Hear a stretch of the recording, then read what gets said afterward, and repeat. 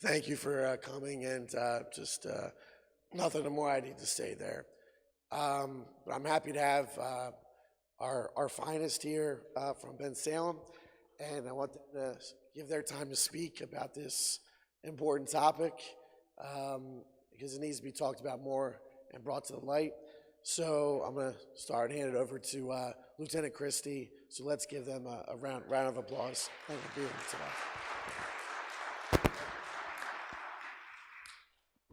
Hi, how's everyone doing tonight? My name's Keith Christie. I'm lieutenant here at the Bensalem Police Department. I'm in charge of our investigations division. So unfortunately, we get to see a lot of child crimes that we have to investigate here in Bensalem. Now, I will say what you saw in the movie is real. It goes on, not to scare anyone. Luckily in Bensalem, we don't have any issues like that goes on where children are being snatched and being sold like what you saw in the movie. But we do have children being exploited every day. And the point of the movie, I believe, is that we need to protect our most vulnerable people in our community, and that's the children. You could see how they were exploited in that movie. They're being exploited in Bucks County every day. And the most important thing I think that you can take from this is that you guys may see is children being exploited over computers and their cell phones. That's where we need to be vigilant to see what they're doing on the computers. Luckily, we don't have what's going on in Colombia and other third world countries where kids are just being snatched up and being sold in that. But we have kids that are being snatched up behind keyboards and being lured and being taken advantage of in other ways. So that it is a real threat, and I want people to be aware of that, and I want our community to be aware of that. That being said, we're very vigilant about this in Bensalem. We take an active investigative role in these types of investigations. We have officers who work undercover every day on computers, making sure that children aren't taken advantage of. Because unfortunately, there are people out there all day that just sit on computers and try and reach out to young kids. And we take a proactive role in that and try and prevent that. And if you have young children or your friends or family, you got to know what they're doing on the computers, because the computers are the biggest threats these days. Their cell phones are right in their hands, and they don't know who they're talking to, and that's how they can get in trouble, and we have to be vigilant about that.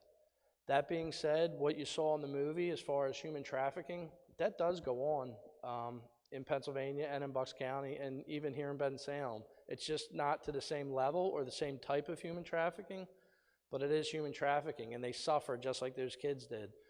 They're sold into the sex trade, but normally instead of being just kidnapped, they're kind of forced into this life. They're given drugs, and they're forced to prostitute themselves, and they're forced to do other things that they don't want to do because they have no way out and they have no other options.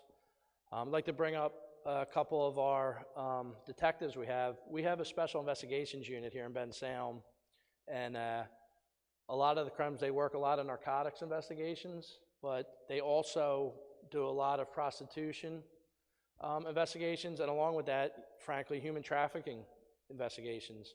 There's just these women are just forced into that lifestyle. They may come from a bad background or have a drug addiction, and they just have no way out, and these people take advantage of them, and they force them into this lifestyle, and they can't get out. And luckily, we have good detectives that work these crimes, and they realize when they may arrest a prostitute, she's not just selling her body to make a couple bucks. She's being forced to do that, and that's human trafficking.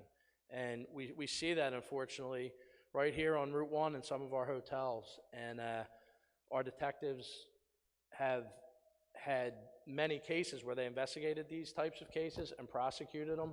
And it's sad, it really is, and it goes on right here in our backyard. So I'd like to bring them up. So we have Connor Farnan here and Tyson Matthew, who are two of our detectives that handle these types of investigations. They work undercover and they deal it. And Krista McElroy, if you want to come up, Kristen. So we also have Krista McElroy here tonight. She is the Chief of Special Victims Unit for Bucks County's District Attorney's Office. I've worked hand in hand with Kristen on many cases. She's one of the best prosecutors in the state. She's a bulldog when it comes to these types of crimes, and she does a great job.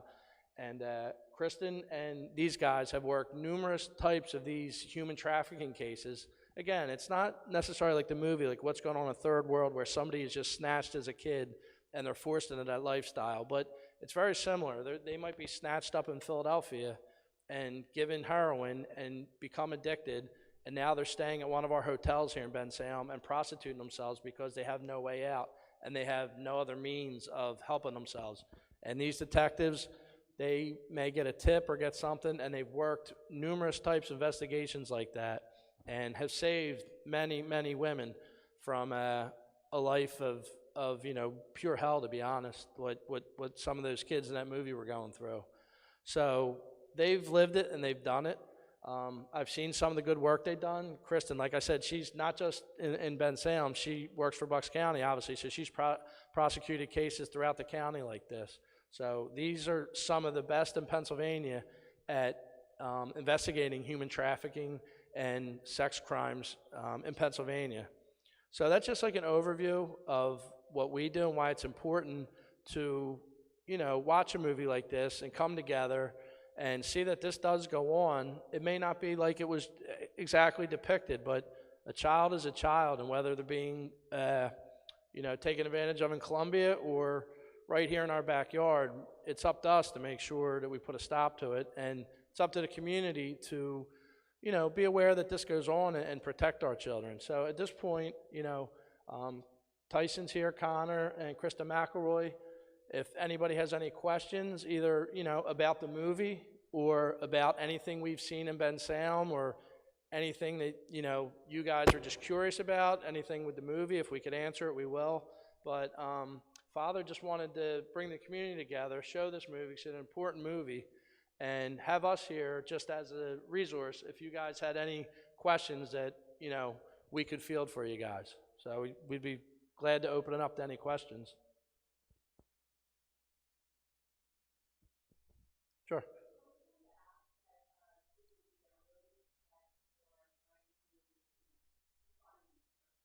Sure.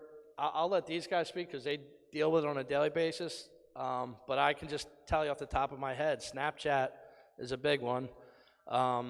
There's all sorts of, Snapchat's one that comes to mind to me because it is pretty anonymous. I know the messages can delete. Guys, do you have any of I know Snapchat's probably not even the newest one.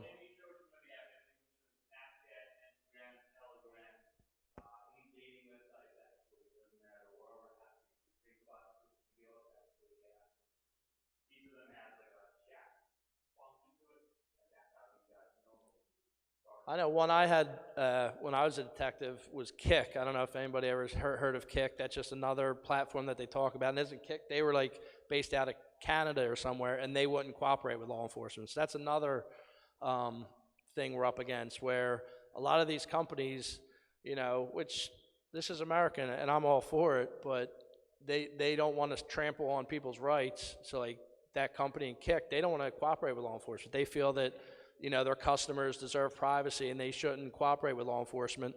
And, to be frank, some of these big companies like Apple, they're not real pro law enforcement either. When we're trying to do an investigation, they give us roadblocks. We have ways to get around that with search warrants and stuff, but any of these apps, unfortunately, can be taken advantage of by bad people because, they're set up just so people can communicate and be, easy and convenient. But along with that, there's not much security and it's the anonymity of the internet, which is so frightening. Sure.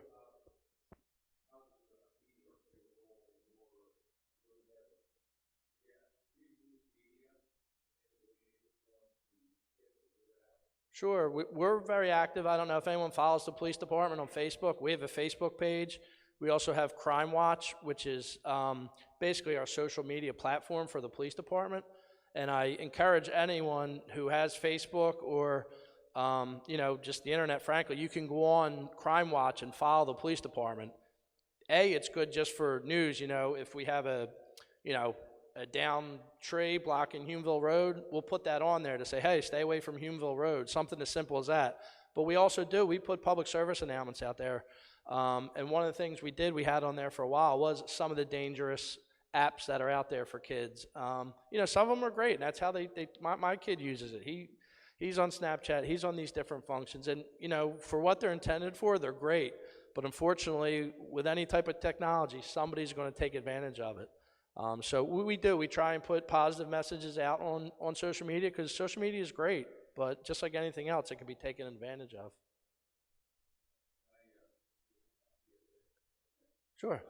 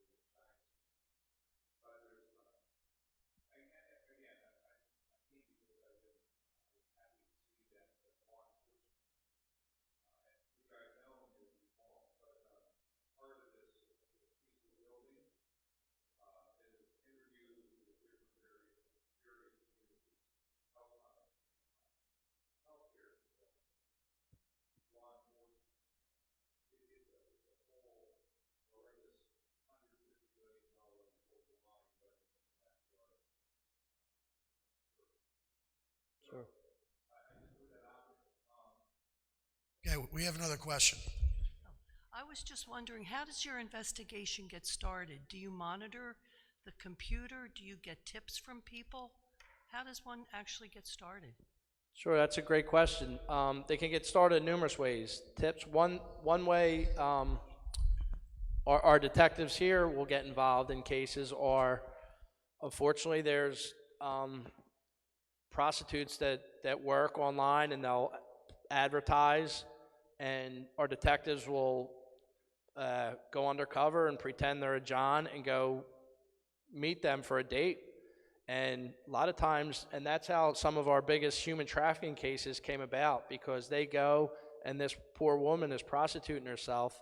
Now here it turns out that there's a pimp that's actually forcing her to do that and taking her money and keeping her addicted to drugs.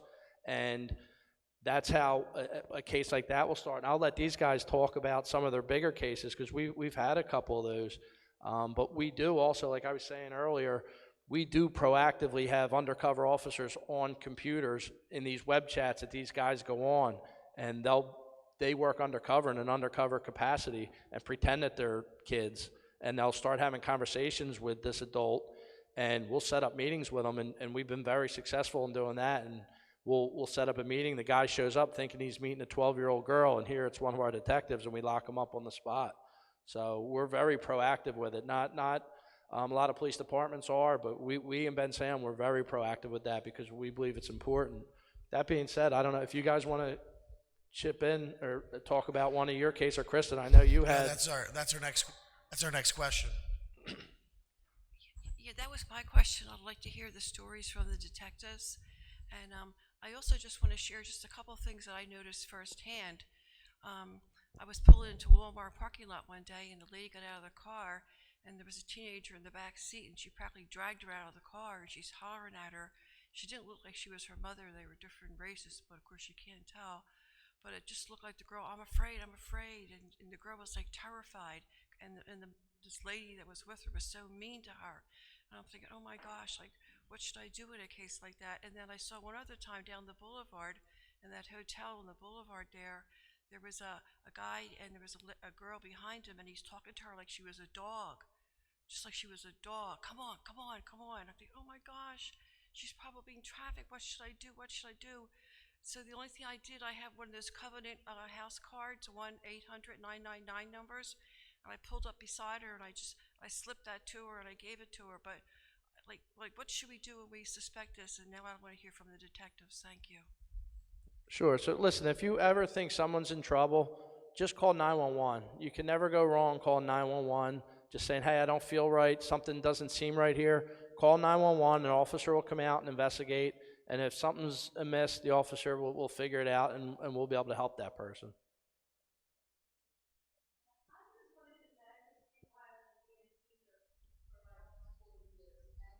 That, like, abuse of any kind is horrible, but it's also terrible for the person who's trying to report, because you have so many different feelings, like, am I right, am I wrong, am I going to cause problems with the family or with the neighbors or this.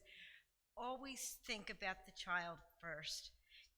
You could be embarrassed, but you can apologize. And if it's a parent that truly loves his child, they should at least be saying, thank you for caring, okay? So I just wanted to say that part of it too. It's not easy always to do the reporting. No, it's not. You're right. That's It's what tough I to just wanted it's to tough say. to make that call sometimes, and you know, like you said, you have to think of the child that's involved. They need help, and they can't help themselves, and it's up to us to help them. I guess one of the detectives to share a story. Yeah, is that what? That was one of the questions. So, Kristen, why don't you just briefly talk about either Enoch Smith or one of the cases, just how like that comes about, and So a lot it does come from, I think, people putting a random tip out there and they see something that's a little bit weird and it turns into something a lot bigger. These guys worked on a case with Andrew Hall. He was a late 20s who was pimping out a 15-year-old pregnant girl who had drug issues, and it was a friend of hers who came to the police station, was like, I think my friend might be in trouble. They go to the hotel, just kind of check it out, not really even knowing what it's going to be, and it turned into a legitimate investigation. They did a wonderful job in interviewing this guy, and so fortunately this young woman never had to testify in court because of the statements they were able to get, and basically the confession from this guy about what he was doing. And you know, the great work of going through the phones and basically being able to corroborate everything she said.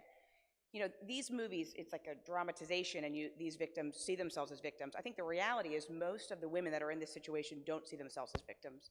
And even in the case I'm talking about with this 15-year-old girl, she was completely combative with the officers. She didn't want help. She said it was all her, and really was going through the phones and in the interview with the suspect that they really gleaned what happened. But again, ultimately, these guys did win her over, and I think even after the investigation was over, she kept communicating and kept in touch.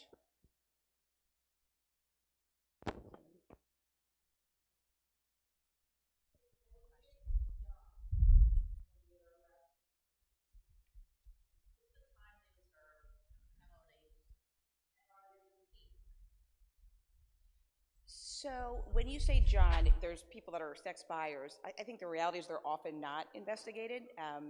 We're more going after people that are pimping out women. On a human trafficking, you're looking at state prison time. If it's a minor victim, pretty lengthy. That Andrew Hall case, I think he got like 17 to 40 years in a state prison. If it's an adult victim, the time goes down considerably on a human trafficking case. It's something about turning 18, suddenly we think we're like totally making our own decisions. So the time is definitely considerably less.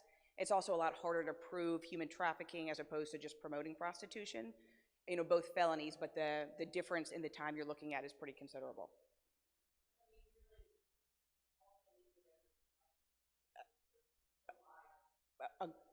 Agreed, and this movie sort of started out with like a child pornography investigation where they were going after people that were looking at this on the internet.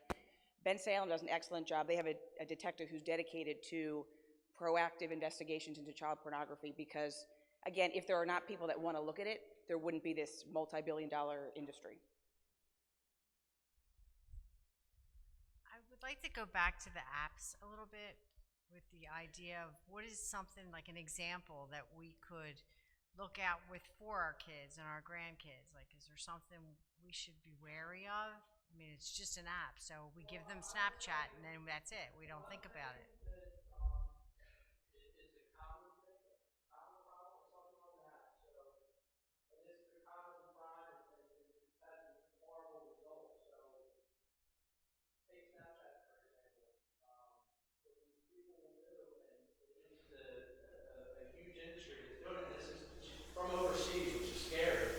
So they just have these people that sit in rooms, they just go through these things, and they'll find people on Snapchat, and they'll say they find, 15-year-old boy Bensalem, and they'll say they have common friends with somebody. They'll say, oh, I know you. They send a friend request to say Billy. Billy says, oh, who's this girl? Here it's some guy in Nigeria pretending he's a 15-year-old girl, and he starts talking to this boy. Now here's a boy with raging hormones, they're talking. Next thing you know, they start sharing naked pictures of one another. And here, this is a person in Nigeria, it's not a 15-year-old girl. And the next thing they'll do is they'll say, hey, Billy, if you don't send me $1,000, I'm going to send these pictures to your mother and to all your friends, and you're going to be embarrassed. And unfortunately, a couple of children have killed themselves because they had nowhere to go, and they felt they were so trapped. And it's horrible. And it's something that's that simple and it's so evil when they do it. Like I said, there's people, they sit in these rooms over in Malaysia and just search for American kids that are vulnerable. And that's something that you got to talk to your children about on these apps and say, they're being blackmailed. And it's so easy to do. Like I said, unfortunately, it's got to the point where kids have taken their own lives because they felt they had nowhere else to go because of the situation. You can imagine that, what a 15-year-old boy is going through. So that's a real world that has happened to children, and children have lost their lives because of that. And that's something to have a talk with your kids. Say, hey, you don't know who you're necessarily talking to. It's an easy trap to fall into, and it's a multi-million-dollar business. It's the same thing, and they target adults. This is something that they can get off human trafficking a little bit, but there's people being held and trafficked in Malaysia, and it's a billion-dollar industry. They're reaching out to adults and saying, hey, just friendly, on different social media sites, and ask them to invest in Bitcoin or pretending they're in love with them. And you'd be surprised, people like, oh yeah, I'll invest in Bitcoin, and next thing you know, that they think they're investing, they think they're on the site, and then it's all a scam. And it's just, there's so many different scams out there, and so many different types of things with these phones and the computers. It's just so easy to take advantage of people, and it's even easier to take advantage of children because they're vulnerable, and that's why, like the movie, you have to protect the children. Any other questions? All right, let's give somebody else a chance.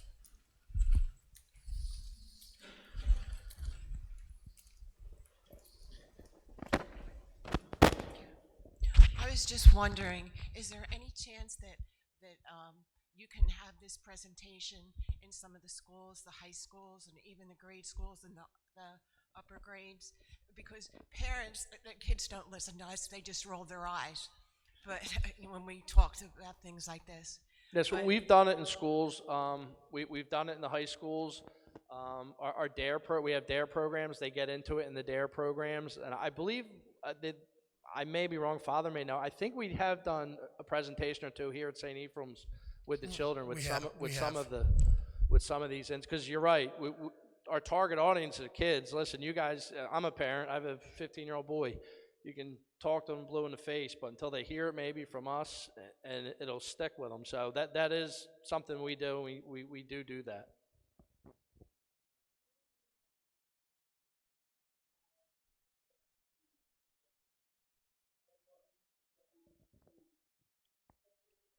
Sure. I think the question is, at what age do you have this conversation with children? I think it depends on the child, their maturity level, the biggest thing is when they get that technology. When you give them the phone, when you think they're ready for a phone, and that should come in again with their maturity. Not everybody matures at the same age. Not everyone can handle that. Listen, there's congressmen that can't handle a cell phone, right?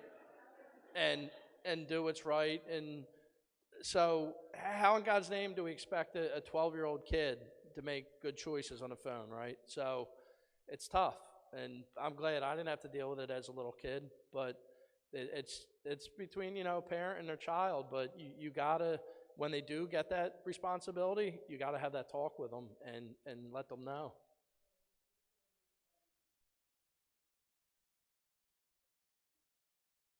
Snapchat.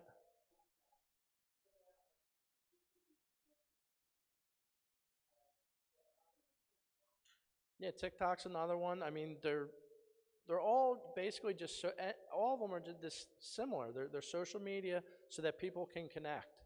And anything where you're talking with somebody or you can have a private conversation with somebody, there's a chance for exploitation there. So you have to be careful and you have to just let them know that, the biggest thing is trust. They have to be able to go to you if they're in trouble, right? So try to build that relationship so that if they do get in trouble, they can come to you and you can help them. All right, two more questions.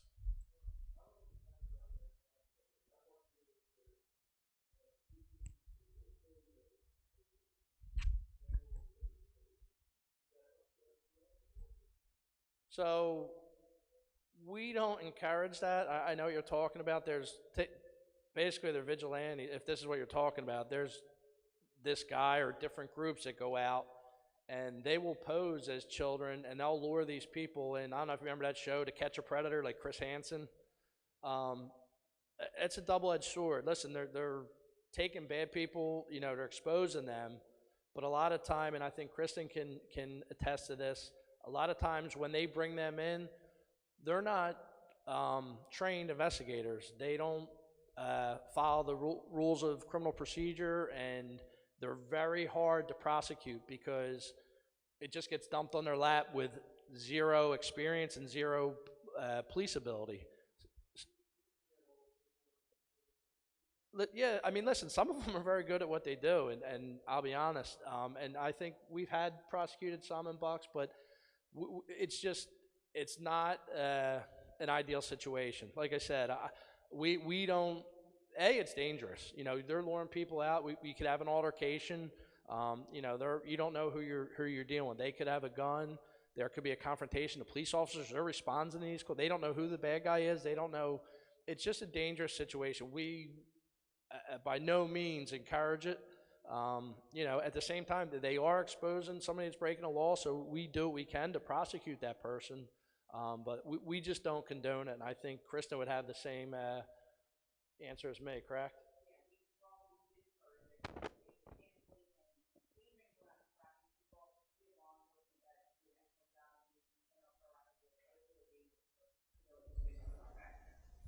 Okay, last question. Then if you have any questions afterwards or something like that, but just want to make sure everyone gets home okay. When they've identified someone who was brought into this prostitution or whatever, what resources are there in Bucks County for that person, the victim, like after? So I'll actually let Kristen answer this because she's much better versed in this than I am, but we do have pretty good victim services here in Bucks County. So the main victim services agency in Bucks is NOVA, the Network of Victim Assistance, and they have a dedicated advocate for human trafficking. There's also a couple of, like BCAT, which is the Bucks County Coalition Against Trafficking, which has a lot of resources, works with like the YWCA. There's a couple of safe houses for human trafficking victims in Bucks County. So it's not a lack of resources, it's often a lack of identifying the people that need the services. I want to thank all of you, Lieutenant DA, our detectives, Deputy Director, our ranks in the back. They came out. They had other things they could do tonight, but they wanted to present on this important topic. So give it up to our important officers in Bucks County, and really, we were talking about this movie, and it's so important to bring it to the light And even in the Catholic Church, we all know, we've had our issues with this, and it's important to talk and to really, God's children are not for sale, right? And so to share this movie and what we've learned and bring it to the light. So we put it in God's hands, and I'm really thankful for my Father Sullivan really put this whole thing together. And so give it up, Father Sullivan. He's in New York, kidney transplant, and the safe travels. We'll just close with a glory be. Father, Son, Holy Spirit, amen. Glory be to the Father, to the Son, and to the Holy Spirit, as was the beginning, is now, and ever shall be, world without end. Amen. Lord, watch over all of our children, and again, to see everyone as a child of God at all times. Amen. All right. Thanks for coming, and thank you, everybody here.